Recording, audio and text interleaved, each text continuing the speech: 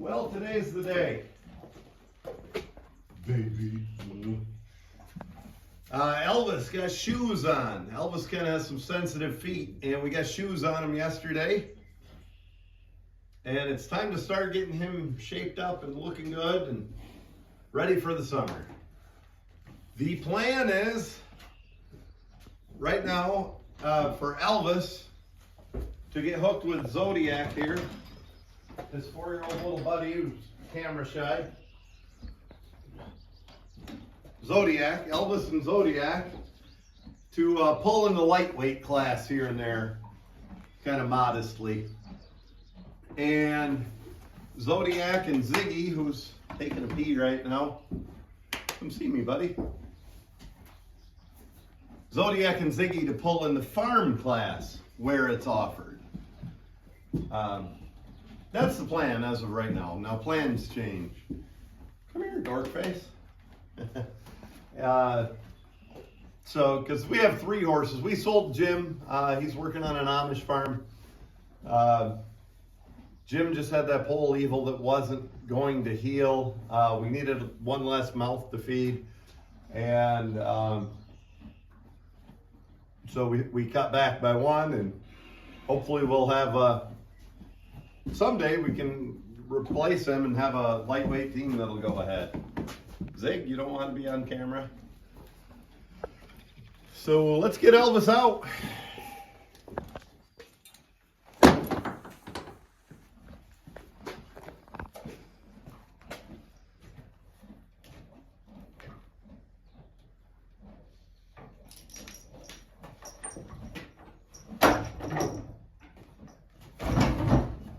Elvis doesn't know what time off is about. He hasn't been worked since about the 1st of December, maybe even mid-November. Here he comes. Whoa, here he comes. So the first thing I do is watch how they're walking when you get them out of the stall. Whoa, especially a day like today. Because, as I said, Elvie has sensitive feet. He has a small little hoof. And we just shot him yesterday, and he doesn't have a lot of room for air when you put those nails in his feet, and we want to make sure he's not hot nailed or anything. So let's look Elvis over and take a little tour around him. He's not looking as spiffy as he normally does. I think I'm going to patch a picture in here of what Elvis usually looks like this time of year. The good news is he's not far from it. You know, a haircut's going to go a long ways, and a good brushing. He's healthy. He's, you know, he's in good condition. He's fat. He always is fat. He's in good rig. That's what my dad used to call it. I wouldn't say good condition, like not good. You know, he hasn't been worked, so he's soft. Elvis has lost a little back from not being worked and not being fed like a working horse. Elvis turned 7. About October 1st of last year. He'll put that back on. He'll gain that back. He hasn't lost anything that he can't put back on in a couple weeks. Elvis didn't know what it was like to be soft. He started working with Levon as a 2-year-old, and then since he was 3 years old on, he'd always been worked winter, summer. And so he gets a much earned time off. I don't know if he enjoyed it or not. I think Elvis just plain loves his life. It's I've never had such a kind, sweet eye on a horse. He's a pretty good prospect, Elvis. Well, no, he's not a prospect. I'm used to saying that because we usually work with young horses. Elvis is a good lightweight pulling horse. Needs somebody to go beside him that would hold him on the even, and you'd have quite a team. But one thing I want to show Here, let me step right up to you. Nick is helping his buddy with a rodeo nonsense. Kennedy's our cameraman today. I appreciate you coming out and helping, Kennedy. Thanks. Regional competition really soon. How you feeling about it for gymnastics? Excited. Yeah, that's the answer. Mwah. Let me try to selfie us. I don't know if that showed or not. See, Nick is the cameraman around here. The first thing I'm going to do to baby Elvis is give him a haircut, cut his mane, clip his mane. I've told you the reasons 100 times. I don't like the hair getting under the collar and causing an irritation. I don't like the hair up here. I like a good bridle path. I don't like the mess of having a foretop to try to put under a bridle. Mainly, I like to see any soreness or collar sore or anything at first glance. So I do like to clip the mane. I also like to clip the legs. I'm not going to do that right now. If you think it's because I'm lazy, you are right. But here's the other thing. We get done working Elvis today, and we're going to give him a bath because it's nice weather finally. And we'll get him cleaner. And once he gets good and clean, then we'll clip the legs. I don't want to dull our clipper blades like that. The plan, Stan, with Elvis is for working. I told you the plan for pulling is Elvis and Zodiac, rather, the 4-year-old, a little bit in the overweights and the lightweights. Because that's what we have. And maybe next year Elvis and Zodi will make a team that'll maybe bring some trophies home. I don't know. Depends on Zodi's development. But the plan for working them is to kind of switch them off and on. And somebody, obviously we're working 3 horses. I'm not going to work 3 as a team. Maybe here and there, but mostly I'm going to work a pair of horses and a single. Today we're just going to work Elvis single. But after today we're probably going to... we're probably going to work Elvis as a... Oh, we're probably going to switch them all out as a team. So every day there'll be an odd one out, and maybe it'll be a different horse every day. It's good for any of these horses to be worked single. It's also good for them to be hooked on each side on the hitch, and we'll do that. And I always feel like it's good for them to have good teammates. You know, there was our dog Mojo. Quite an asset. But Mo, I gotta get some oil. Mojo is just our farm dog. That's all we want him to be. But reminds me of a story. My dad and a buddy were at a county fair, and a fellow went by, and they said, there's old so-and-so. I'm not going to say the name. And great guy. What a great guy, they both agreed. And they said, but boy, he ain't a horseman. He just can't get along with a horse. And the one fella said, yeah, and I'll bet his cow, you go back home and his cow dog doesn't know anything either. And I thought, man, is that true? There's just something about people who convey authority and leadership.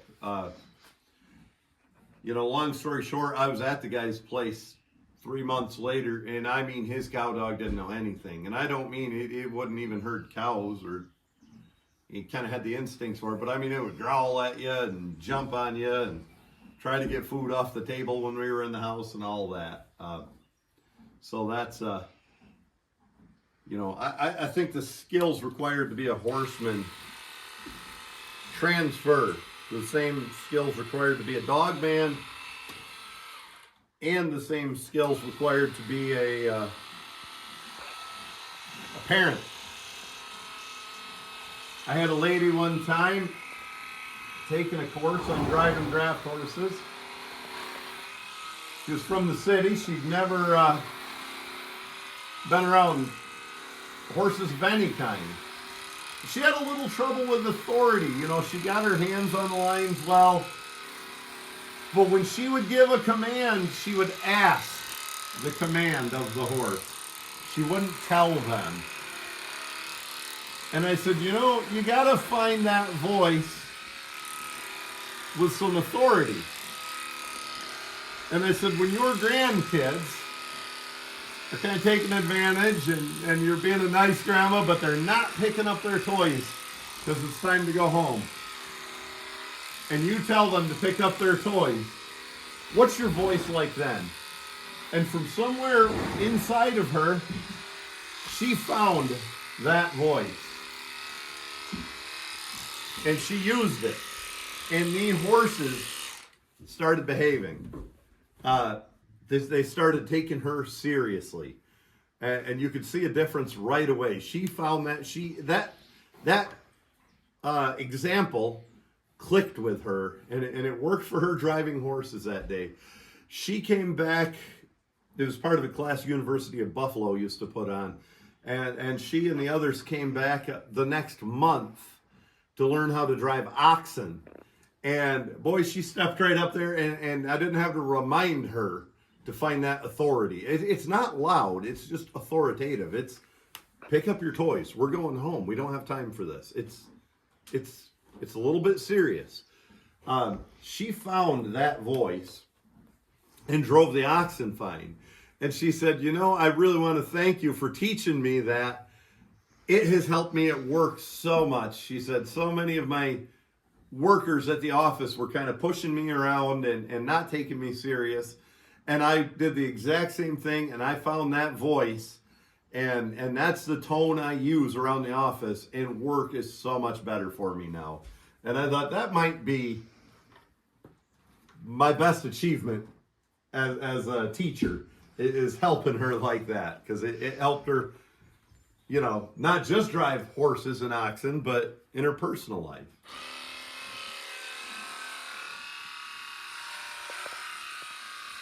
Nothing fancy on the haircuts. I just clipped the mane. I know the old timers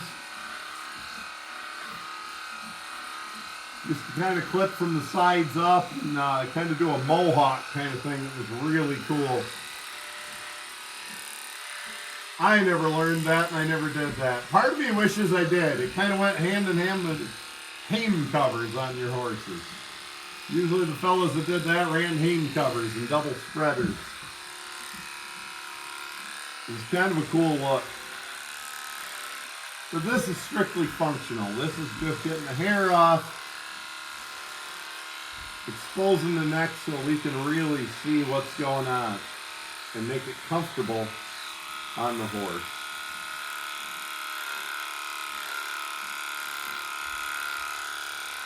First clipping of the year is always the worst when they have long hair. The other team you've been watching, Ziggy and Zodiac, they're ready for their third clipping already.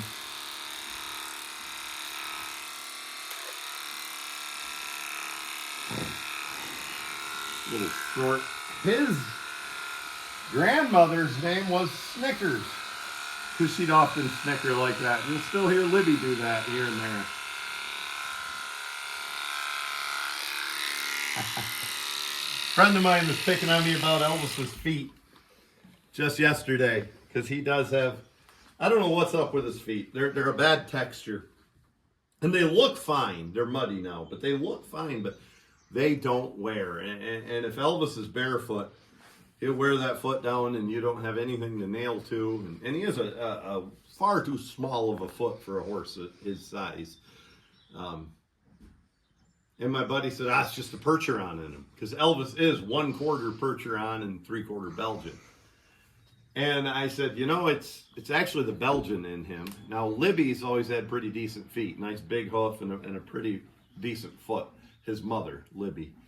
But his grandmother had kind of small feet and they weren't a particularly good foot. And then I told my buddies the breeding and the bloodlines, and it turns out a couple of the horses with that breeding had. So normally I would just automatically agree, yeah, it's the Percheron in them, you know. But nope, it's the Belgian in them that caused the bad feet. And that changed through the years. When I was a kid, the Percheron used to be what you wanted. They talked about that blue hoof wall and warlike iron. The Percheron were the noted good-footed horses when I was a kid. And the Belgian were a little bit big-footed, platter-footed, and tended more to cracks and stuff. And I think through breeding, that's changed a little bit.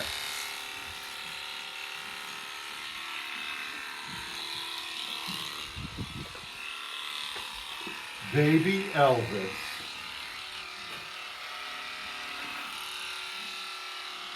You know, I don't care what you do, what your discipline is, or what breed or whatever. I recommend clipping a bridle path. Not necessarily the foretop, but a bridle path, at least a couple inches wide right here on the pole, where the halter sits and the bridle sits. It seats the halter, and again, you can see anything going wrong there. You can see it at a glance. Hi, buddy.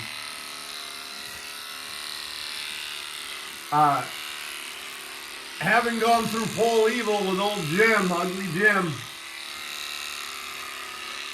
only really drove that bridle path stuff home to me even more.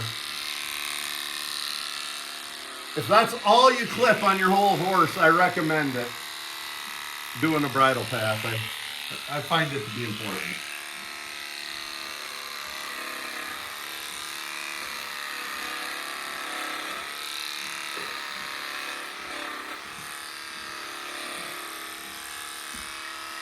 Kennedy, you were just at Shelly's getting a haircut like last month. Are you ready again? Or?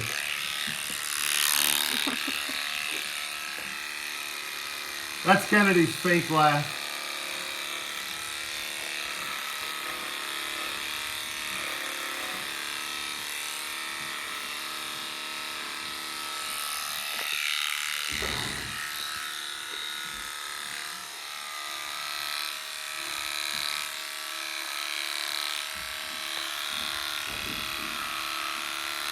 I do a particular job of clipping here, a particularly good job clipping right through this area. That's where the collar sits. In hot weather 2 years ago, we had a sore here on Elvis. And Nick caught it, hosing him. We hose him every day. And because of the short hair, we saw that little tiny sore right away. Now, we changed a little something on the collar. I quite often run a full face collar on Elvis, not a half Sweeney. And I went back to that full faced collar and just simply Selsun Blue every time we hosed him and took good care of this. Oh, he likes it. And we got rid of that sore in about 4 days. And if we had a mane on there, we wouldn't have seen the sore for 4 days, and it would have continued to get worse. I know that from bad experience. I did that to his mommy once, old Lib. And I caused a condition called fistula of the withers, which is the same thing as pole evil. I believe it's called the nuchus ligament. Runs the length of the horse's neck. From up here, he likes it. All the way. It's what gives a horse its neck, its shape of the neck. It's what gives them their crest.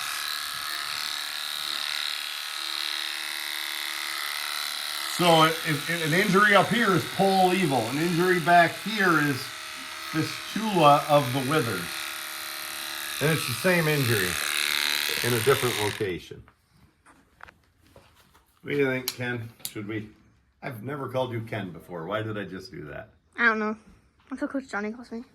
What do you think, CD? Should we? Oh, that's a good horse name, CD. Do you know who CD Rock was? No. That'd be Elvis's grandpa. Elvis is one of the youngest horses there is to be a grandson of CD Rock. Elvis's dad, his stud, was Hooker, MCD Hooker. Kevin McGowan owned him. And Hooker was a direct son of CD Rock. A lot of good pulling horses came out of Hooker around here, or were by Hooker. CD Rock was one of the first big name pulling bred stallions. Elvis was the last. Yeah, you got a little hair on you, bud.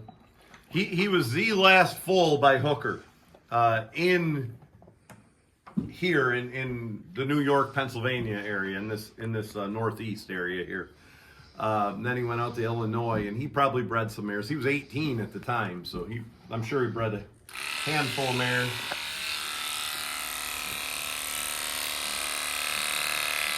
We're going to try to make him look kind of clipped, but not clipped at.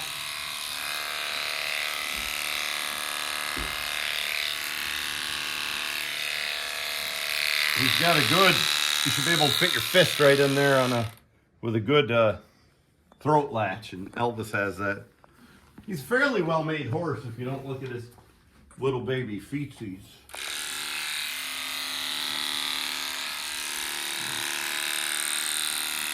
Nobody wanted to admit it at the time, except me. Maybe I've got some objectivity, but Elvis was the ugliest foal. Unless you want to say that he was so ugly he was cute, like a bulldog or something. He was the ugliest little foal. But we were so thrilled to have him nonetheless.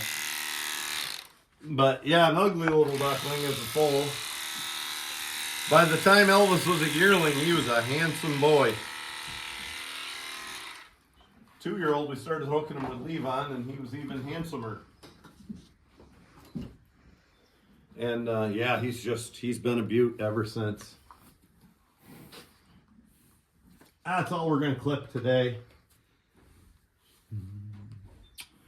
Elvis did a little farm pulling his 3-year-old year with Levon. Boy, they look good. They looked good. You know, you don't want to push a horse that young, but what we asked of them, they did, and did well.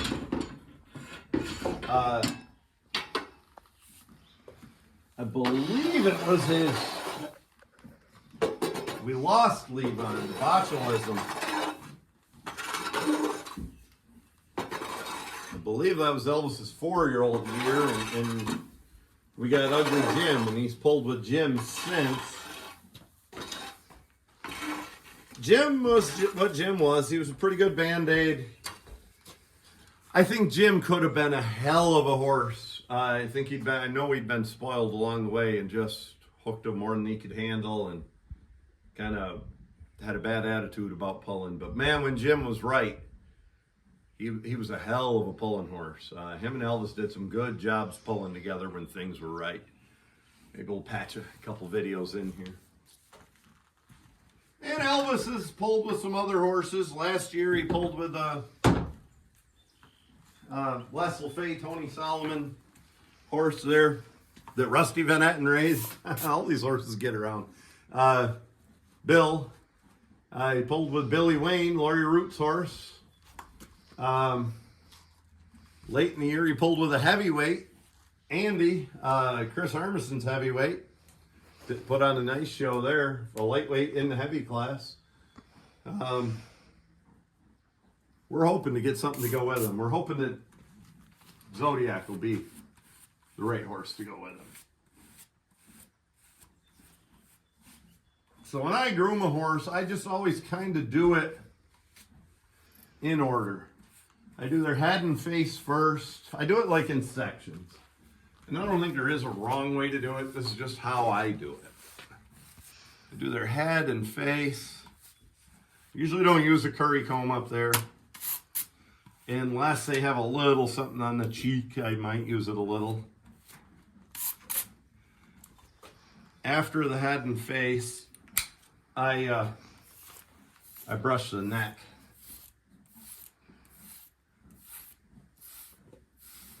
And I always run the curry comb down the top of the mane, and I watch the horse's reaction.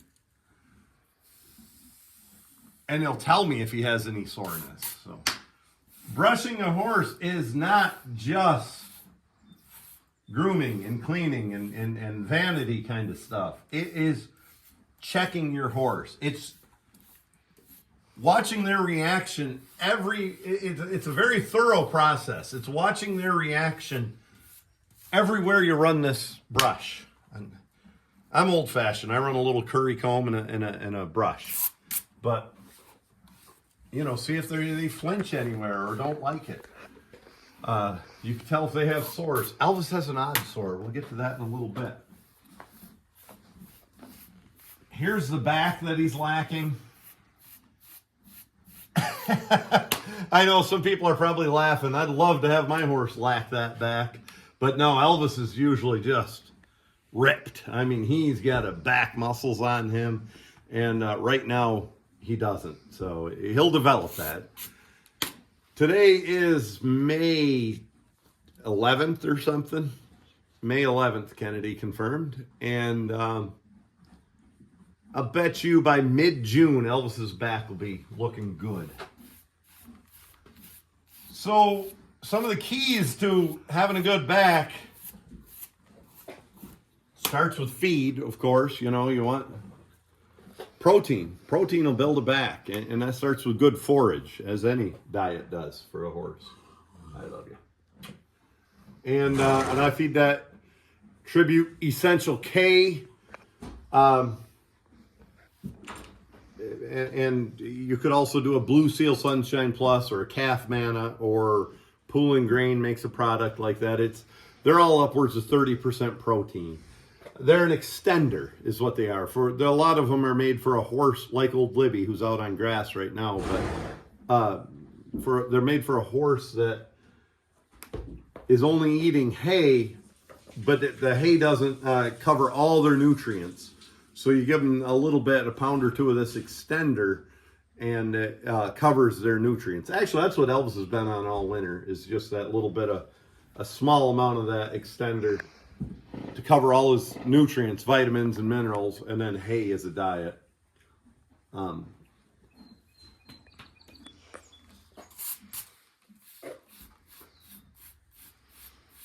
So that's it. Nutrition. But that's pretty well secondary to work. Work is what builds a back, and exercise. And man, if you got hills, that builds a back. And that's what really helps. So we're talking about putting a back on them, and I talked about the nutrition. Protein is key. And then the exercise is key. And it's good exercise. It's especially going uphill is good for them. On a draft horse, pulling something heavier is good. You know, they're not gonna pull an empty Pioneer cart for 10 miles and develop a back. But you put a little something there, you know, go up some hills, or pull a hay wagon behind the cart and go up some hills. Don't go down the hill like that without brakes, or you'll have stifle issues. But you do that, and you'll develop a back. Form is key. Elvis has very good natural pulling form, as does his mother. We could throw the check out the window on these two. They keep their head up. They push from the rear end. That really helps build a back on a horse. Veterinaries and scientific people would argue this. My dad used to look at a team. I remember my buddy Tony Solomon had a young pair of kind of roanish horses, a mare and a gelding. And Earl went up to him and he said, "Man, You've been feeding oats, haven't you, Tony? Oats will put it back on a horse. That's the phosphorus. Vets don't necessarily agree with that, but I never saw my dad wrong on that. He could always tell when a horse was eating a lot of oats. I don't know, oats are a little bit out of vogue right now with the vets.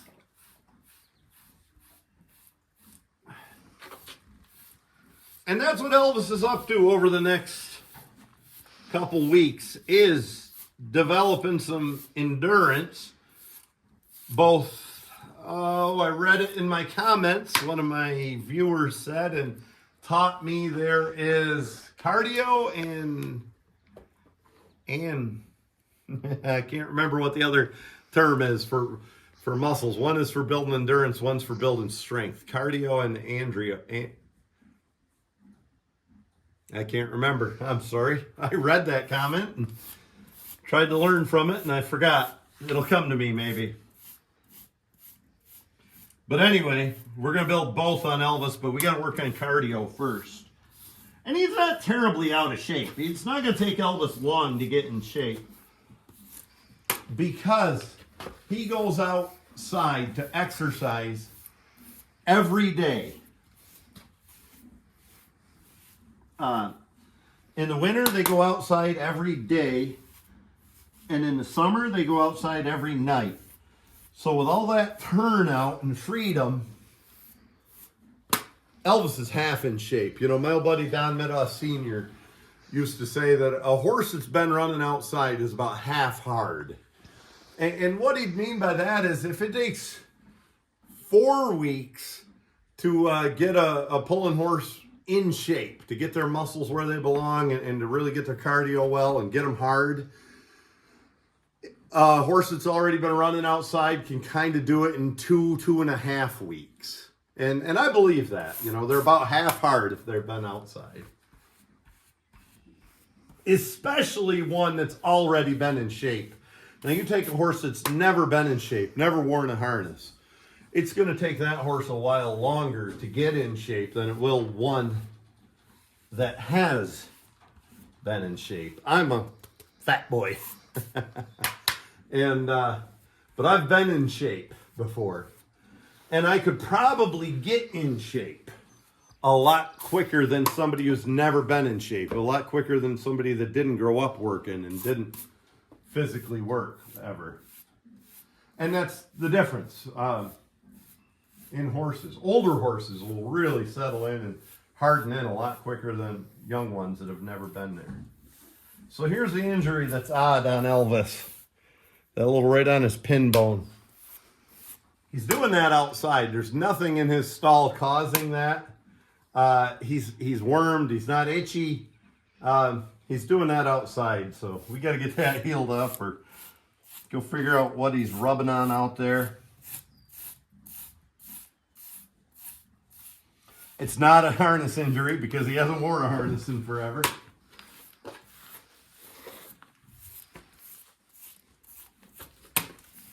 See what I mean about the tiny feet? I mean, that is a pony foot on a horse that'll walk around it a ton when he's sometimes.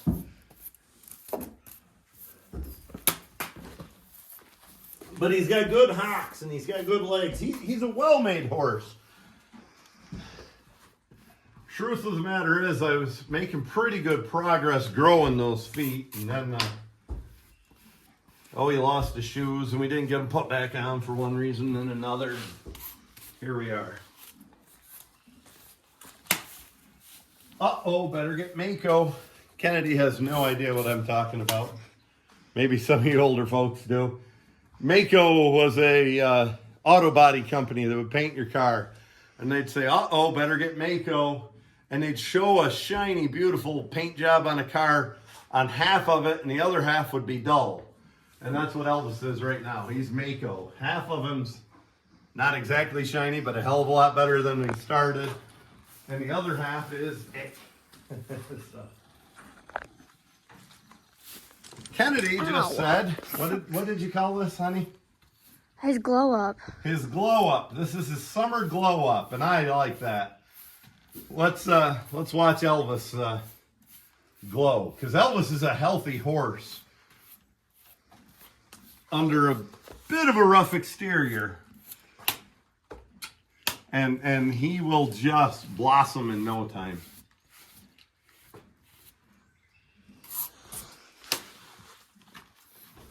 My dad used to call his grandmother Snickers, Belgian mare. My dad used to call her Blossom. Her name was Snickers. Dad would call her Blossom because as a 2-year-old, he said, she's just going to blossom right out and make a nice horse. And Dad had an eye for that. He could look at young animals, cattle, sheep, horses, people, look at an ugly duckling and tell you that that one's going to be a real showstopper someday.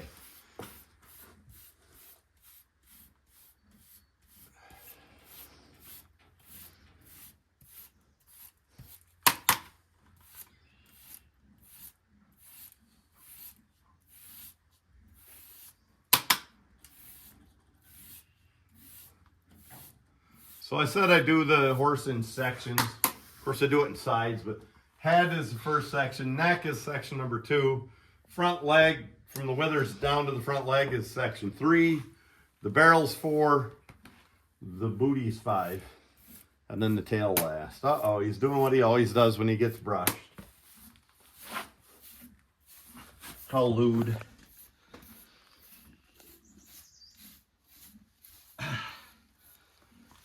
That's funnier when Nick's on the camera instead of a 13-year-old girl. I'll make jokes about Nick when he does that.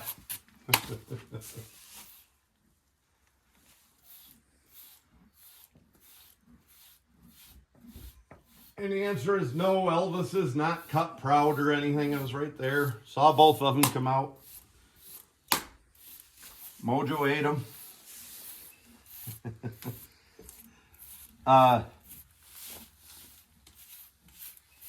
And no, he's not on any ecopose or anything.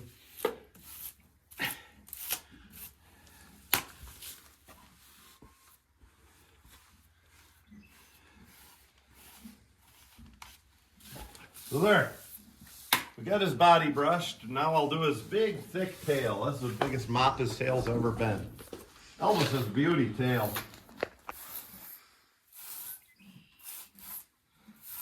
Elvis's granddad, old Dr. Rock, my dad's Percheron stud. That's where he gets the 1/4 Percheron.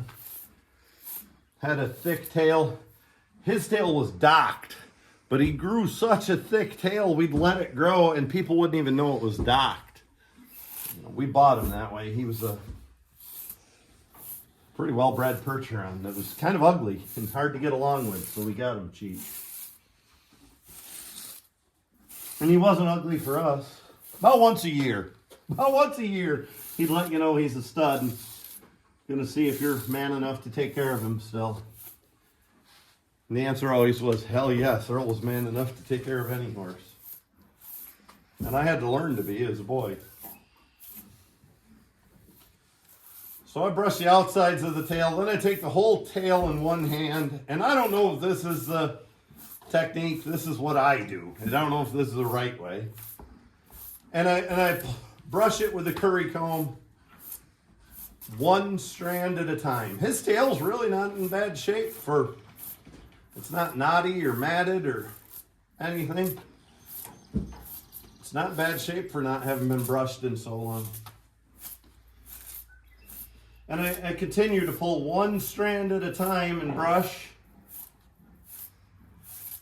until all the hair down here is brushed and the little bit I'm holding my hand is not brushed.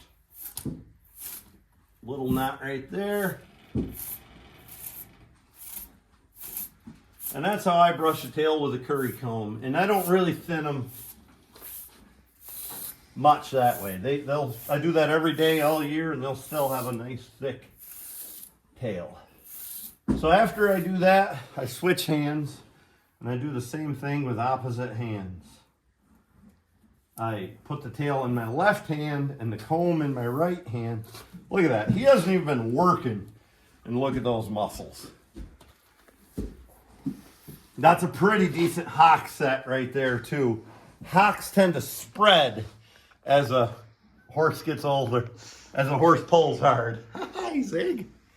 And you want them set close together. Maybe not Clydesdale extreme where they're touching each other, but that is a good hock set.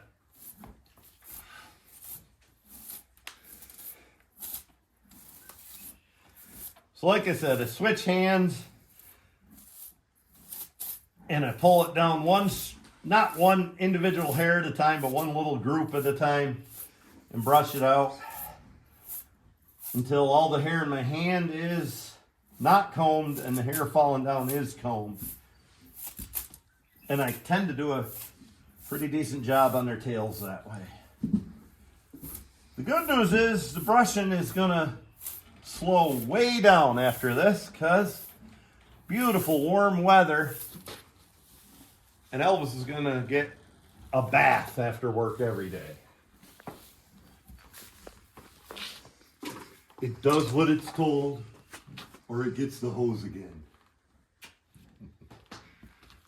Kennedy, you can laugh at those hilarious jokes. Elvis's harness, let's see if it still fits.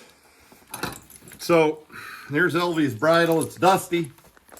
We do have an overcheck on here that we probably don't need. Snaffle bit. I got just a slight twist to that. He's the only one I run like that. Every now and then Elvis will be a little too aggressive with some of the young horses he's hooked with, so we like to have that bit. And every once in a while he doesn't quite steer. It's like an old Chevelle with manual steering as opposed to fingertip steering with power steering, and that bit helps a little. Usually I'll run it for a week, maybe even a few days, and then go back to the smooth. Here is his collar. This is his half Sweeney collar. That's what I pull him with quite a lot. 29-inch half Sweeney with a pad. I work him in a full-faced collar. So this is the Sweeney here. The full collar would be a little thicker here. First thing I do on a collar, make sure the pad's smooth. There's no wrinkles, no tears, anything like that. If you're not running a pad, I do the same thing right on the face of the collar.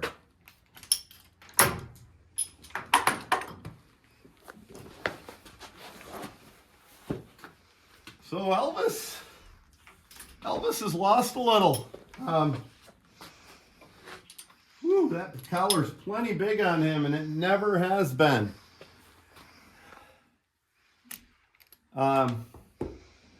We might even, after today, we'll see what we do. We might even put a little bit of a top pad in there for now. That's plenty big. That's probably a ½ inch bigger than I like. He hasn't lost fat. He just doesn't have the body he used to have when he was working. Neither do I, Elvie. I can relate. Camera girl's laughing. But we'll monitor that. That'll be part of his summer glow up. We'll see how he develops that. So this is Elvie's harness.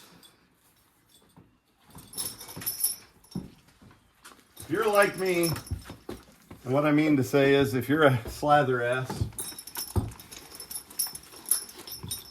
first thing you check on a harness that you haven't used in a while is if you stole any parts off this harness for any other harnesses. Stole your ham straps or belly band or whatever you need for another harness that broke, and instead of fixing it, you stole it from one off the other. Make sure these elevators are in the same notch.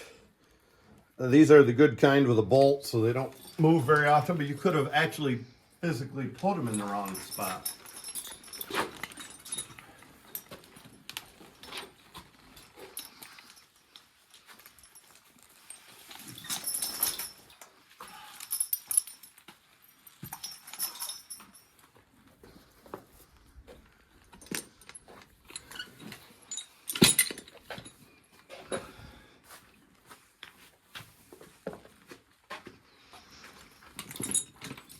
Hames fit the collar well. Make sure there's no straps under there. I like, these Hames are not bent, but I like the way they fit that collar.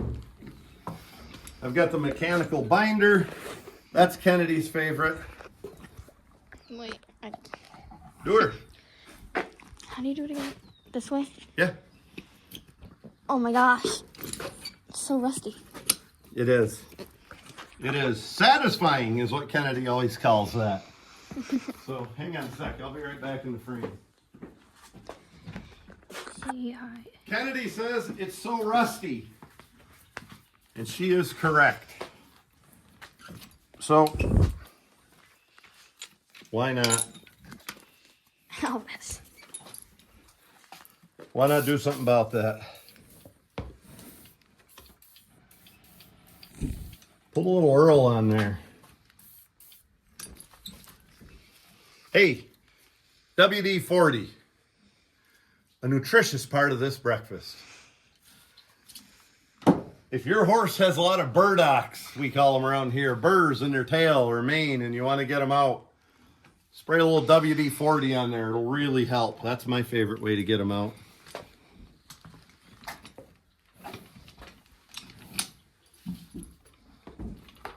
You ever hear of King of the Hill, Kennedy? No. It's a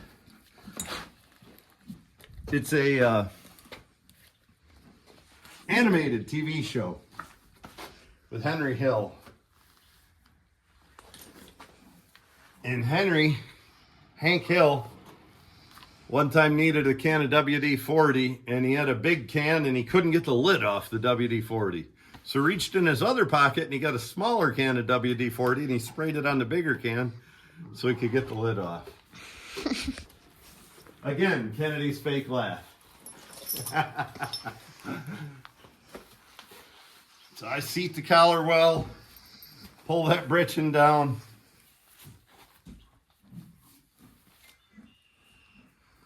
Buckle the tail crooper. I like to run a crooper. I check that nothing's under anywhere it doesn't belong.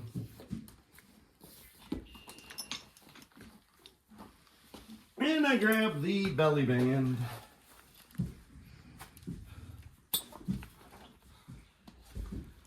Elvis, you know, he's not the amazing shrinking man. He didn't lose any length, so his back straps fit. He's lost some booty. He's lost some power. This britchin is bigger on him, hangs lower and bigger and looser than it was last fall. So he's going to have to develop. He's going to have to put some muscles on. You know, if you think about developing the physical side of a pulling horse, think about a weightlifter. I mean, that's what we're trying to do. We're trying to get them muscled up to have muscles and strength. And I know there's a difference between bodybuilding muscles and, you know, farm boy muscles or weightlifter muscles. I mean, you know, look at a guy like Ken Patera. He didn't look like a bodybuilder, but he was a great lifter, you know, or that Russian that set all the records. As opposed to a lot of the bodybuilders aren't very strong. I know there's a difference in that. Well, let's bridle the boy. Oh yeah, we got his bridle out already. We'll leave the overcheck on because it's a pain in the butt to take off and it doesn't hurt anything. LV, LV, LV, V.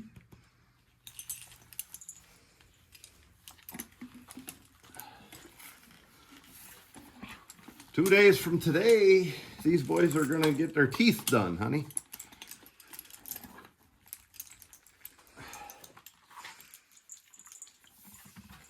I don't know if there's any issues or not. That's why I rely on a good equine dentist.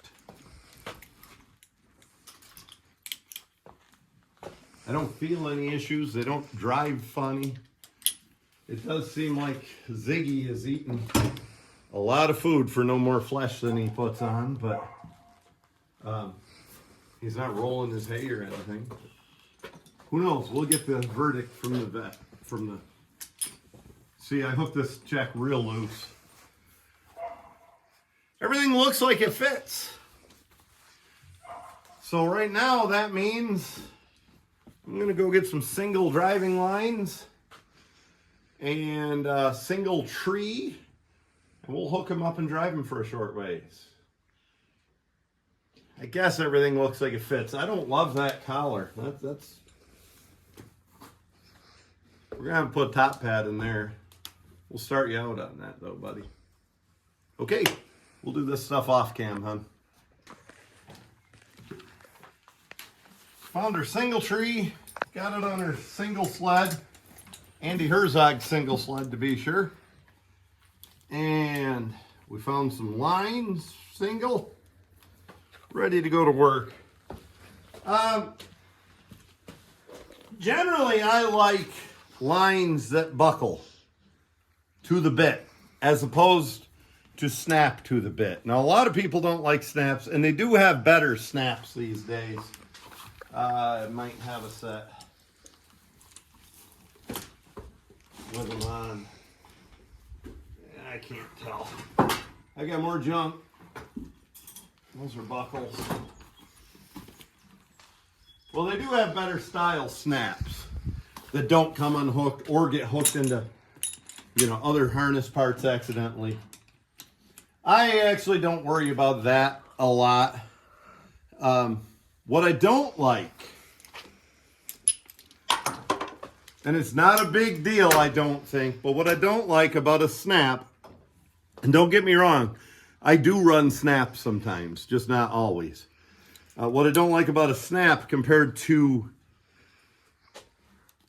one that just buckles right in there is the constant tink, tink, tink.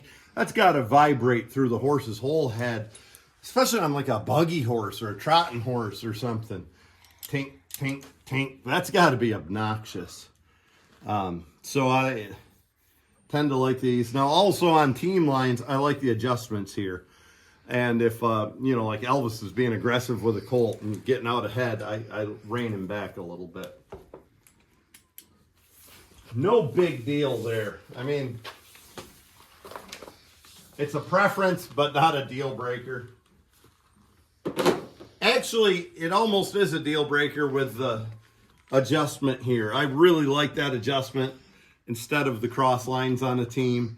But as far as the snap over the buckle into the bit, I prefer this, but not a big deal. Driving with a tight line on a pair of draft horses, I don't think it's too big of a deal to, I don't think they're going to get a lot of that. You're driving with a tight line with drafts. Well, let's get them hooked up.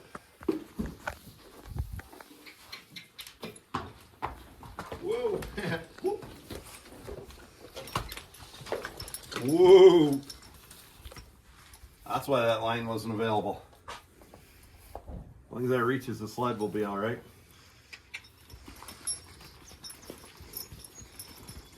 Kennedy, go ahead and ask what you asked me off mic there while we were looking for this stuff. Are you gonna start Elvis with like a smaller load and go into a bigger load since he hasn't worked in a while?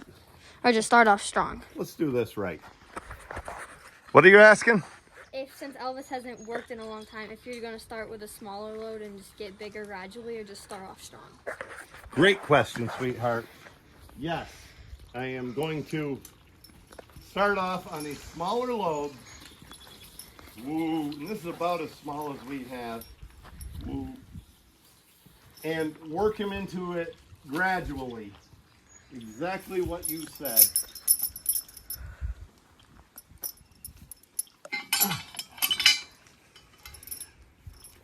Mainly, I will go shorter distances between rests until he's in shape. Yeah, you don't want to work him like a horse that's already in shape. I know things are a little sloppy around here, but can you focus on that concrete block and those big 2 pieces of steel over there? We had those last year when the horses were in top shape. We had them on that work sled. And we could go upwards of a mile before we had to rest. I didn't realize they were on there when we started the year, and holy cow, it worked them, and we had to take them off. So exactly what you're talking about.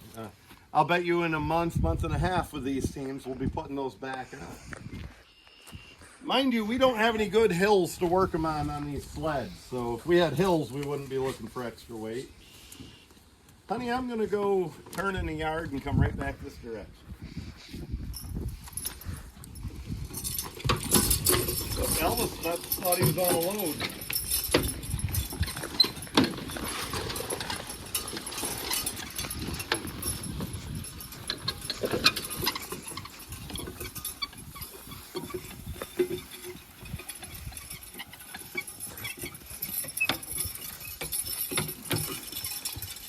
Ooh, big pony. Now you notice when we hooked Elvis, I didn't tie him. Whoa, honey. Whoa, well. Elvis is a broke horse. I knew I could trust him. I didn't let my guard down even at that. All right, Elvis, he wants to work.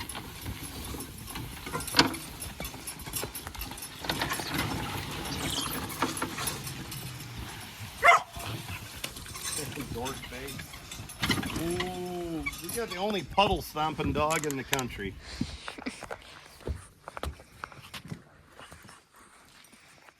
Elvis must have thought he was on a pulling load. He hit that a little hard. Jeez. I am not the best at driving a single horse. I drove a team since I was 7 years old and 3 horses. We didn't work a single horse a lot. On a cultivator, in the woods occasionally. Most of the driving I did was a team. And with that said, I tend to be a little heavy-handed for working a single horse.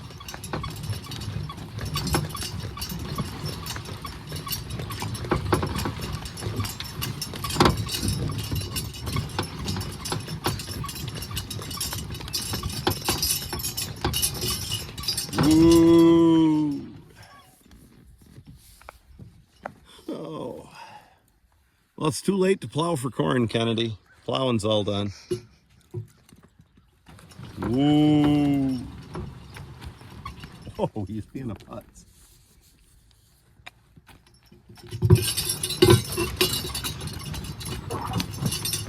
You know, I don't like the job videoing you're doing. You drive. Pull him in a little.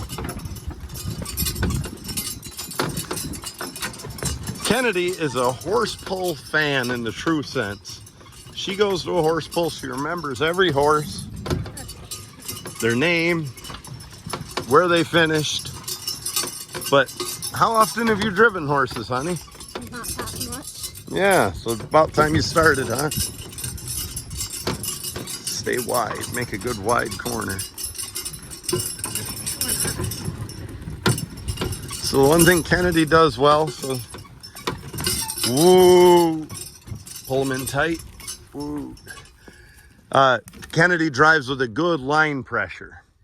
And I think the reason is she has always seen a good example of that. Pull him right in. Woo, Elvis. Ya putz. He needs to get a little tired so he behaves. She's always seen a good example from her brother with line pressure. Woo. And most of our horse pulling friends do an awful good job. So the right position, and Kennedy has it, for your hands is your elbows when you're actually driving, just ahead of your hips. You know why, honey? Why? That way you have a lot of flexibility and you can contact with the horse. If your elbows are just ahead of your hips, you can move your arm forward. If your arm's already extended and Elvis pulled you like that, you'd try to fall off there. And if your arm's already back, like where it is now, you don't have anywhere to go backward. Woo, saw a little. Let me just tell Elvis up here. Elvis, if you don't behave for Kennedy, we're going to have words. Oh. So right where your elbows are now, perfect position for driving because you can go forward and backward. Whoa. And you have a lot of flexibility and sensitivity. You can really feel the horse as you drive. Well, honey, I know you got stuff you want to do. I'll just film you drive ahead a little bit, and we'll call this one a video, and we'll keep monitoring Elvis as how his summer glow up goes for him. Let me get over here in the plowing. And when you go to stop him, if he doesn't stop, you pull right in and you saw just a little. Yep, start on a tight line and kissy. Can you do that? I probably shouldn't have done that. That's good, sweetheart. Good elbow position. Woo! Well, I appreciate you being Nick's fill-in today, honey. Hopefully we'll get lots of YouTube views. Mwah. I love you. Oh, yeah. Thank you, honey. And thank you, Elvis. You're a great subject. And we're going to get you right back into a top pulling horse.